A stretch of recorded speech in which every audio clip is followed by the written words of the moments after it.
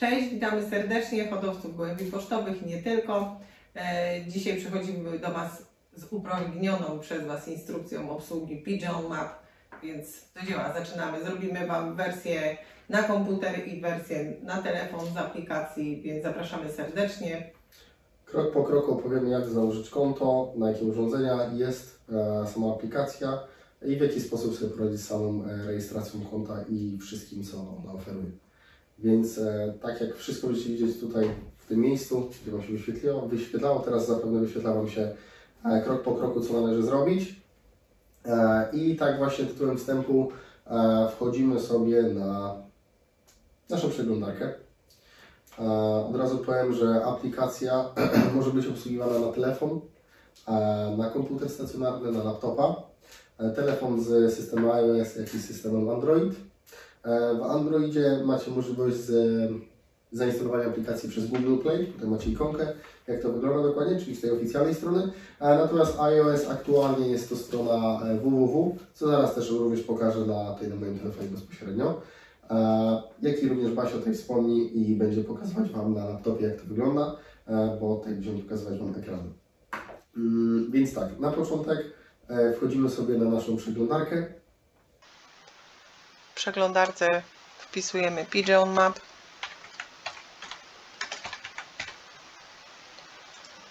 Wybieramy opcję digging.pl.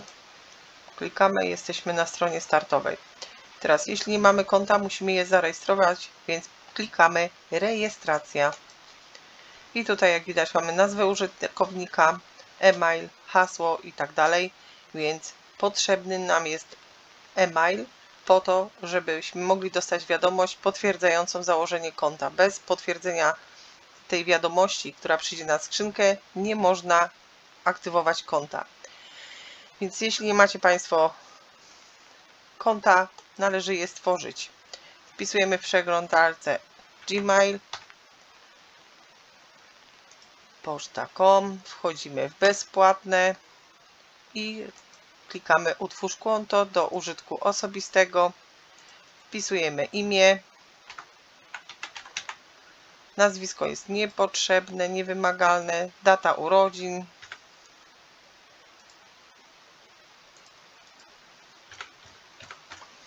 płeć, w tym wypadku kobieta. Przechodzimy dalej i wpisujemy sobie nazwę, jaką będziemy chcieli użytkować. I teraz wpisujemy hasło, które sobie stworzymy dla danego konta. Muszą być cyferki, muszą być literki.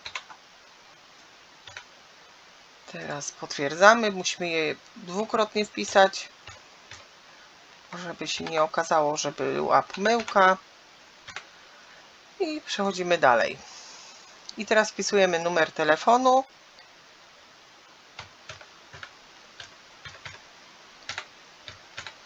I klikamy dalej. I teraz na ten numer telefonu, który podaliśmy, przychodzi nam kod aktywacyjny.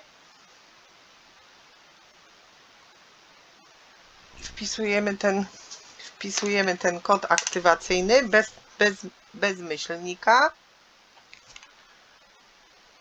Same cyferki. I klikamy dalej. Tu należy wpisać pomocniczy adres e-mail po to, gdybyśmy zapomnieli hasła bądź zagubili, to wpisujemy sobie mail na przykład brata, siostry, mamy, cioci i tak dalej, ale ja tutaj pomijam to, przechodzę dalej. Też pomijam numer telefonu, ponieważ to jest tymczasowy. No i mam stworzone pocztę. I przechodzimy dalej. Tu wybieram ekspresowo. Szybciutko akceptuję wszystko. Państwo sobie poczytają i wyrażam zgody na akceptację.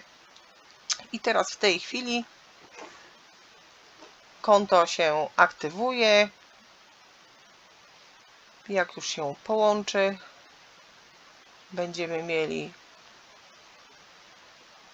skrzynkę mailową w pełni sprawną.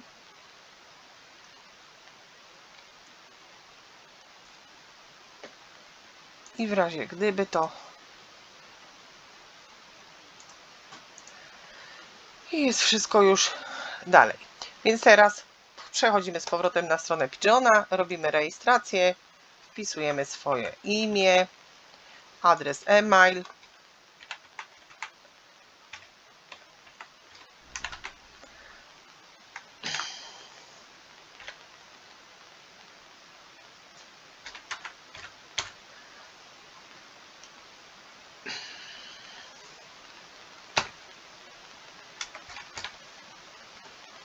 Teraz wymyślamy sobie hasło.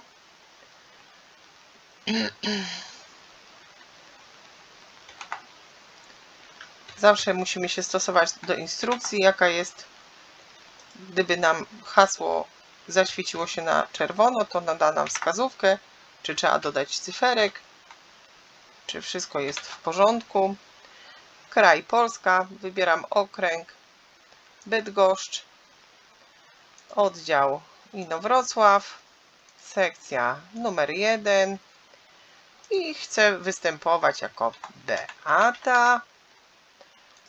I tutaj nazwisko wpisuję i numer telefonu plus 48, bo to jest numer w Polsce.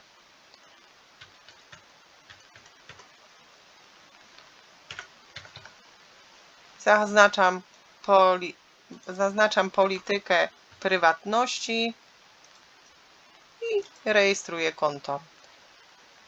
I tu jest, aby ukończyć rejestrację, sprawdź swój e-mail i kliknij link wiadomość, którą Ci wysłaliśmy.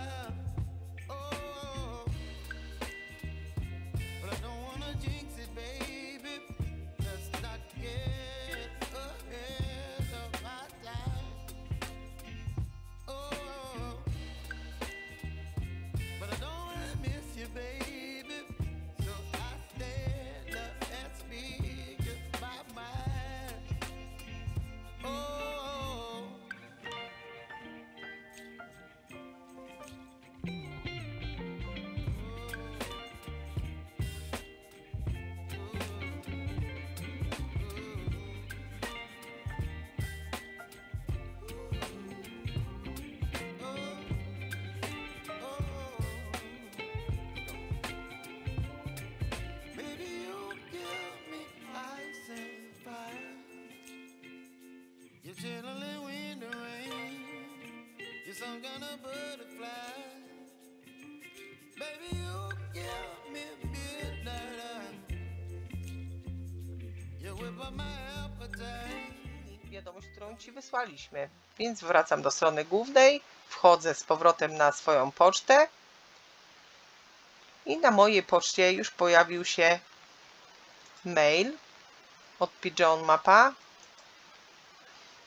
tutaj ostatni krok, kliknij tutaj, by potwierdzić adres mail. Klikamy w tym miejscu i potwierdzenie adres mail został zweryfikowany. Wróć do strony głównej. Wracamy i w tej chwili możemy się już zalogować. I hasło, które wcześniej wymyśliliśmy, wpisujemy.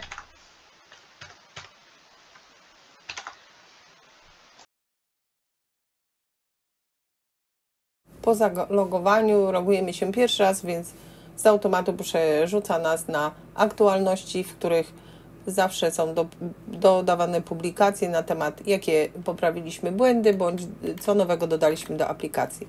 Na dolnym pasku mamy przejść do Pigeon Map, klikamy i wchodzimy na mapę podstawową, to jest mapa naszej aplikacji. Po prawej stronie mamy warstwy pogodowe, temperatura, wiatr i opady. Przy wietrze mamy też po lewej stronie legendę, której kolory odnoszą się do siły wiatru. Tak samo jest przy temperaturze. Na dole mamy pasek. Nad paskiem mamy datę na mapie i aktualną godzinę. I teraz ta pogoda, która jest przedstawiana, to jest w chwili obecnej, jaka jest.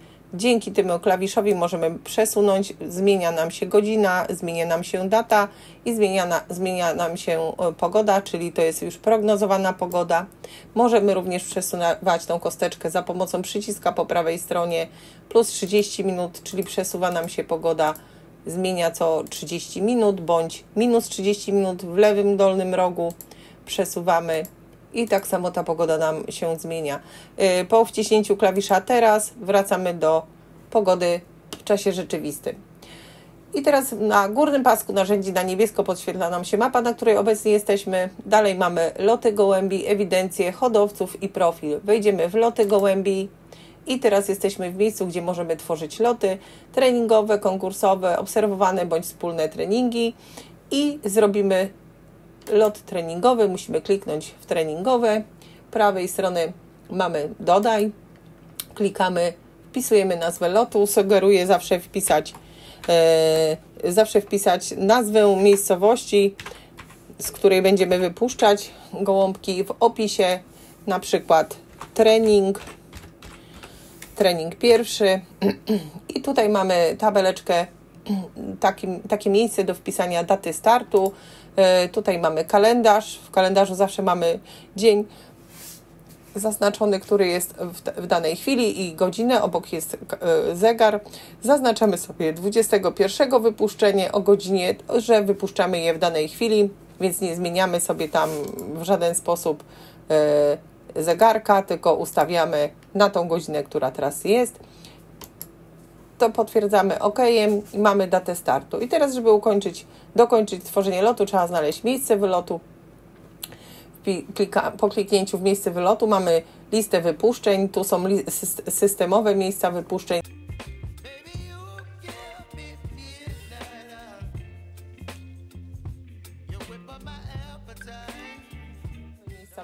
My robimy lot treningowy, więc sami stwarzamy taki lot, więc wpisujemy sobie miejsce wypuszczenia, najlepiej to miejscowość. Opis może być trening 1, pierwszy i miejscowość. I tutaj ja korzystam z komputera stacjonarnego. Gdybym korzystała z aplikacji w telefonie, miałabym ten telefon przy sobie w miejscu wypuszczenia, tam skąd bym chciała przeprowadzić trening, wybrałabym opcję wybierz moją lokalizację. Po kliknięciu w to miejsce sam program, sama aplikacja pobrałaby mi współrzędne geograficzne i miałabym stworzone miejsce docelowo. Jeśli robię to na komputerze stacjonarnym, tak jak teraz, to muszę wpisać miejscowość, z której chcę wypuścić gołąbki i system sam mi tu podpowiada, że na przykład są 2 prądociny, ja biorę ten w Kujawsko-Pomorskim, wybieram, dostaję współrzędne geograficzne i już mam miejsce utworzone, teraz je dodaję do listy, jest jako stworzone przez Ciebie, wybieram to miejsce, więc już mamy datę startu i miejsce startu. Teraz jest nam potrzebny gołębnik. I tak samo robimy, dodaj nowy gołębnik, klikamy nazwę gołębnika, mój. Tutaj może być jakiś opis, jaki chcemy, nie musimy. I teraz miejscowość, w której mamy gołębnik, wpiszemy wtedy, kiedy jesteśmy, tak jak ja, na komputerze stacjonarnym, ale gdybyśmy robili to na aplikacji przez telefon, to idziemy do swojego gołębnika i klikamy wybierz moją lokalizację. Wtedy sam program pobiera współrzędne geograficzne, które się tutaj zapisują i mamy już dokładne współrzędne gołębnika. Możemy to zrobić też odręcznie, wpisywać na przykład miejscowość i tutaj program nam podpowiada współrzędne geograficzne, jakie są. Możemy je wybrać, tak jak ja, bądź możemy, jeśli znamy swoje współrzędne gołębnika, wpisać je odręcznie. I to wystarczy. Klikamy teraz dodaj, to się zapisuje. Jest stworzony mój gołębnik przez Ciebie. Wybieram ten gołębnik i to jest miejsce docelowe, gdzie gołębki będą wracały. I teraz pozostaje tylko zapisać lot. I mamy stworzony lot treningowy, data wypuszczenia, czyli startu. Tu jest data przewidziana zakończenia. Jest, że z prądocina z datą i że trening pierwszy. Wszystkie współrzędne i dane wylotu i przylotu.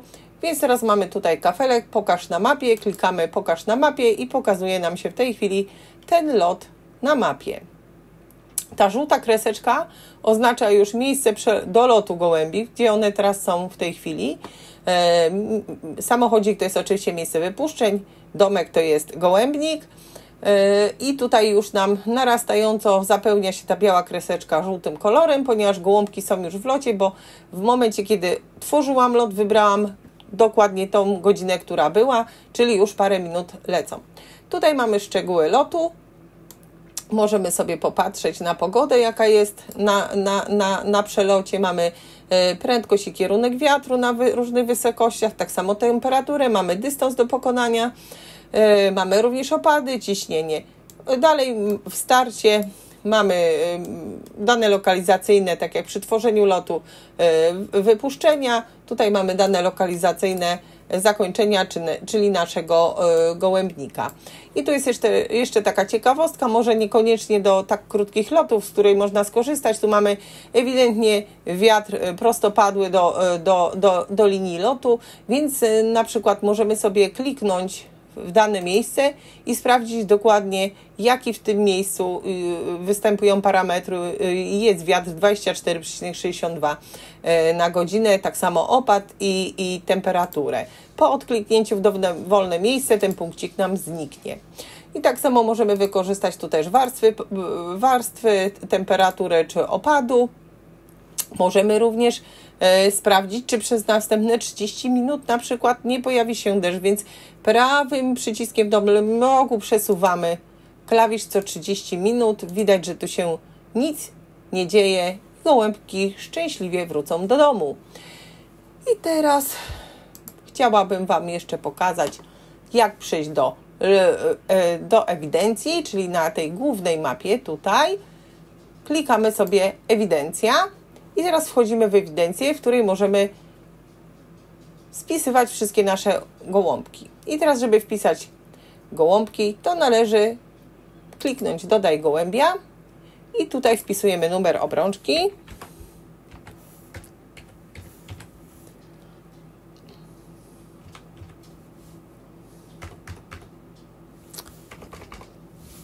Numer obrączki wpisujemy.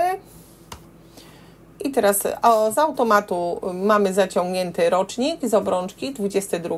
Nie trzeba się martwić, jeśli obrączkujemy młodego gołębia starą obrączką, na przykład to by był 23. Możemy to, tak jak widać, zrobić odręcznie. Też się da. I tutaj mamy pola opcjonalne, które zachęcam do uzupełnienia, ponieważ w polu opcjonalnym jest dla nas tak bardzo ważna płeć. I wybieramy płeć, że to jest, a tu chciałam zrobić samiczkę, że to jest samiczka. Wybieramy kolor. Jeśli nie wybierzemy z automatu, na tą chwilę jest błąd i wskazuje tylko na biały, ale będzie to wkrótce poprawione. Zróbmy, że jest czarna. Dalej mamy stan. Do wyboru jest aktywny, martwy, sprzedany, zaginiony. Nie trzeba tu nic więcej tłumaczyć. Gołąb aktywny w gołębniku. No i tutaj jest podkreślenie, że jestem jego właścicielem. Robię zapisz gołębia i jest to gołąbek z 22 roku, więc podpowiada mi tu program, czy chcę go ułożyć do dorosłych, czy młodych, bądź rozpłodowych. Wybieram dorosłe i już ten gołąbek się pokazuje w naszej ewidencji. I teraz tak, jest tutaj taki przycisk przejdź do sezonu, klikam przejść do sezonu. Sezon to jest okres od 1 stycznia do 31 grudnia danego roku, czyli 2024. Tu mam już podkreślone, że to jest sezon 2024 i wszystkie wprowadzone te gołębie są to gołębie aktywnie uczestniczące w sezonie. Aktywnie to jest również dotyczy się gołębi rozpłodowych, które niekoniecznie latają, ale uczestniczą w gołębniku, są aktywne. Każdy na swojej zasadzie, czyli swoim przeznaczeniem, czy lotnik, czy rozpłód, są w gołębniku, więc sezon to są i tak wszystkie gołębie uczestniczące w danym sezonie. I teraz chcemy dodać następnego gołąbka, więc znowu robimy dodaj gołębia. Teraz zrobimy samczyka, żebyśmy mogli pokazać, jak można połączyć w pary gołąbki.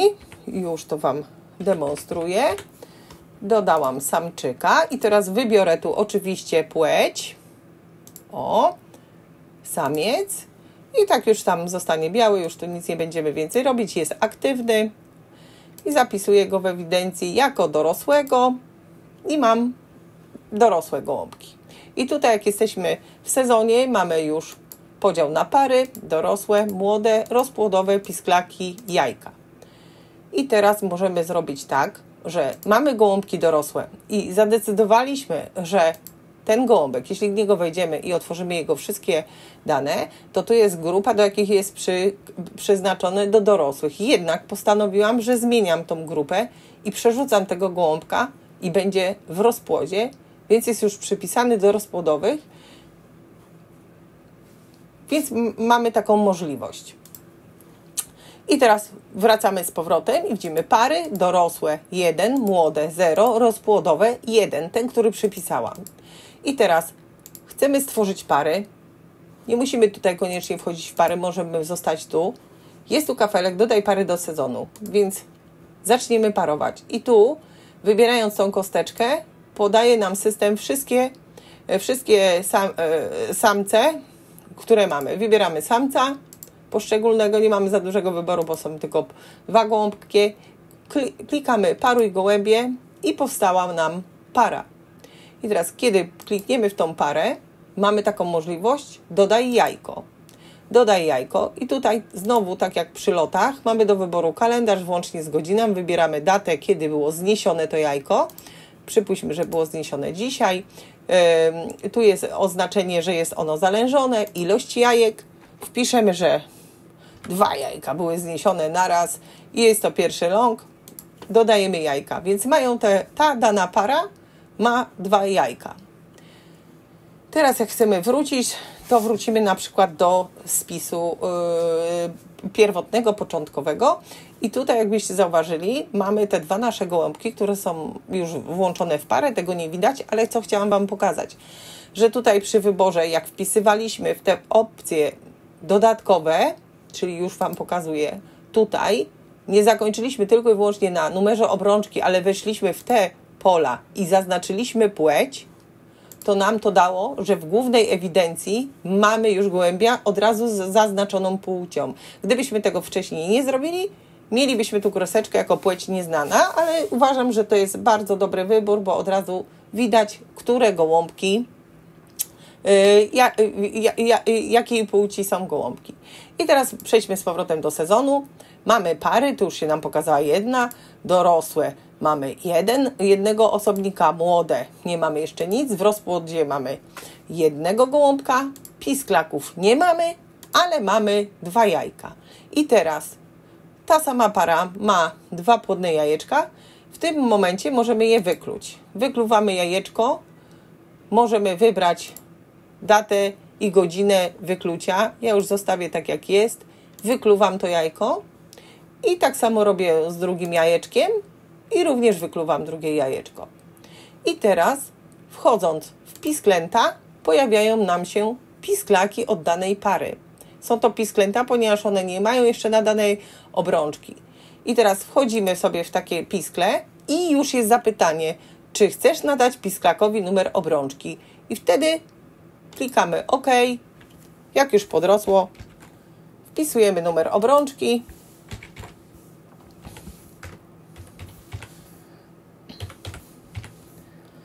I zrobimy taki numerek. I obrączkuj. I mamy utworzonego gołąbka. Ale w tym gołąbku nadal nieznana jest płeć. Ale zrobimy teraz tak, że wrócę, żeby Wam pokazać, jak to wygląda. Pisklak nam został jeden, ponieważ jednego zaobrączkowałam, drugiego nie zaobrączkowałam, a u młodych pojawił się ten gołąbek, którego zaobrączkowałam. I teraz ten gołąbek nadal nie ma płci, bo teraz dopiero podrósł i zauważyłam, że to jest samczyk. I co można zrobić? Trzeba edytować i sprawdzić i tutaj kliknąć i określić płeć. Zapisać zmiany i już mamy, że tak powiem, pełnego młódka już zaobrączkowanego z określoną płcią. I teraz jak wejdziecie sobie tu niżej, to macie rodziców przy tym danym gołębi, który się już u nas urodził. Dzieci on jeszcze nie posiada, ale już tworzy drzewo genealogiczne i ono wygląda w ten sposób, że już tutaj są rodzice przy nim przypisani. Dziadków nie ma, no bo mamy dopiero 3 gołąbki w całej ewidencji, więc tak to wygląda. I teraz przejdźmy sobie z powrotem do moich gołębi. Mamy tu wszystkie gołąbki. Jest tu młody gołąbek, samczyk, którego żeśmy stworzyli. I teraz mamy coś takiego, jak zaznacz gołębie na spis. I tutaj mamy teraz możliwość tworzenia spisu. I teraz wybieramy sobie jednego i drugiego gołąbka i dodaj gołębie wybrane do spisu. Chcesz przejść do spisu? Chcę przejść, zobaczyć. Mam 2 gołębie na spisie. Jest też tak samo spis gołębi młodych. Też można zaznacz gołębie na spis. I tu mamy do wyboru, proszę, wybieramy sobie. I mam, że tak powiem, króciutkie, malutkie, ale 2 spisy gołębi. Jeśli chcę usunąć, mogę usunąć z gołębia spisu, mogę go przesunąć. Nie ma to żadnego problemu. I teraz wróćmy z powrotem do naszego pisklęcia. Przechodzimy do sezonu, mamy pisklaka. Zaobrączkujmy jeszcze jedno piskle. Damy mu numer obrączki, przyporządkujemy.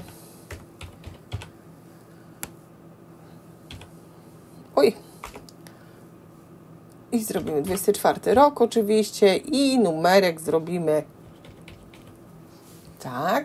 Obrączkuj. Mamy zaobrączkowany, z automatu jest przysposobiony do grupy młodych, ponieważ jest 24 rok i dopiero go obrączkowaliśmy z pisklęcia, więc z automatu nam tu wchodzi. Tak samo u tego gołąbka możemy wejść w rodziców. Tak samo możemy już zajrzeć, że się tworzy drzewo genealogiczne.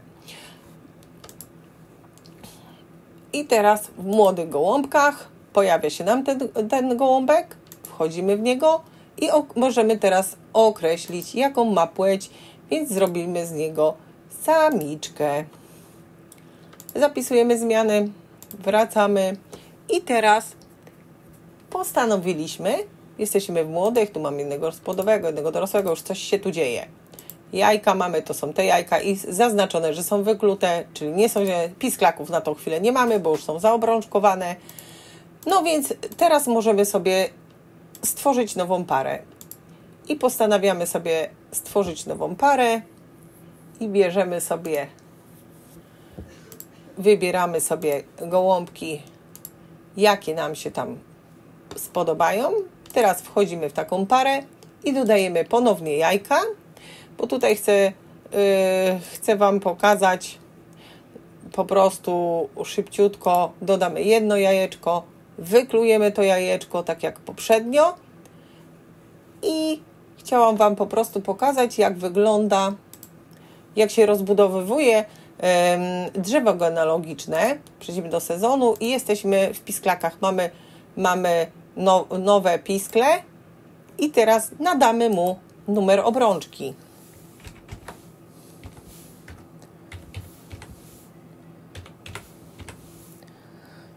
będziemy mieli... Ojej, przepraszam, się nie pisało, nie zauważyłam. Nadamy numer obrączki nowemu pisklęciu. Obrączkujemy i mamy już piskle. I teraz rodzice są, dzieci nie mamy, ale jest drzewo genealogiczne, które już się rozszerzyło o kolejne pokolenie. Tak to będzie powstawało coraz bardziej. Będziecie mogli sobie przejrzeć te wszystkie wasze gołąbki, co jest po czym, będzie to dobrze widoczne. Więc zachęcam serdecznie. No i kolejną rzeczą, bo to już w ewidencji się pobawicie, są hodowcy. Tutaj mamy wykaz wszystkich hodowców. Możemy sobie wpisać, jeśli znamy nick, czyli nazwę użytkownika, możemy sobie wpisać danego hodowcę. Pokaże się nam Marek, załóżmy tak, i możemy mu wysłać zaproszenie do znajomych. Anuluję, ponieważ to konto jest tylko do przedstawienia. Tu są wszyscy użytkownicy, więc dzięki temu będziecie potem mogli się zapraszać do wspólnych lotów, bo użytkowników jest dużo więcej. Następną kosteczką jest profil i tu w profilu mamy wszystkie swoje dane, czyli nazwę użytkownika, czyli to dokładnie jest wszystko po kolei, to co żeśmy używali przy rejestracji. Nazwa użytkownika, e-mail, okręg, oddział, sekcja, imię, nazwisko, numer telefonu, data utworzenia wysyła i potem mamy możliwość edytowania profilu. Wtedy tu klikamy kosteczkę i możemy zmienić dane. Ja na tą chwilę nie chcę. Jest taka możliwość, zostań lotowym, ale żeby zostać lotowym, to trzeba być lotowym w oddziale, ponieważ tu jest weryfikacja, żeby tylko lotowi mogli tworzyć loty konkursowe, takie, które są prowadzone w trakcie zrzeszenia hodowców, więc tu tylko i wyłącznie może lotowym zostać osoba, która pełni w rzeczywistości takie stanowisko. Aktualności to tak jak już nas przebierało do pierwszej pierwszej strony, jaką po pierwszym zalogowaniu mieliśmy.